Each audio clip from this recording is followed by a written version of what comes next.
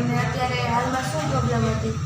એને આજથી 2 મહિના પહેલાં સાંજના ટાઈમે પેરાલિસિસનો એટેક આવી ગયો હતો, સ્ટ્રોક આવ્યો હતો અને તાત્કાલિક અમે અહીંથી 5 દિવસ એડમિટ કર્યા. ત્યાર પછી અમને રજા આપી દીધી અને ફિઝિયોથેરાપિસ્ટ, મારું અત્યારે નાનું ગામ છે, એકદમ નાનું ગામડું છે, જ્યાં ફિઝિયોથેરાપિસ્ટની કોઈ ઉપલબ્ધિ હતી નહીં. ત્યાર પછી અમે બીજા દ્વારાની અંદર છે, પણ એ ફિઝિયોથેરાપિસ્ટ નથી, કુપિંગ થેરાપી છે. હા, અને કપિંગ થેરાપી અમે યુટ્યુબ ઉપર સર્ચ કર્યું.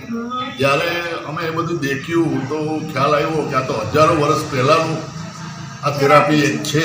હા, અને પછી અમે બેનને મળ્યા, બેન સાથે વાત કરી. બેન અમારે અત્યારે 1 મહિનાથી આવે છે, આજે 1 મહિનો પૂરો થયો. અમારા બા આજે એની જાતે એક હાથમાં ગેડી લઈ અને ચાલી શકે છે, બરાબર છે. બાકી જ્યારે અમે ડિસ્ચાર્જ ત્યાંથી પોરબંદરથી લીધું ત્યારે રાઈટ સાઈડ આખી બ્લોક હતી.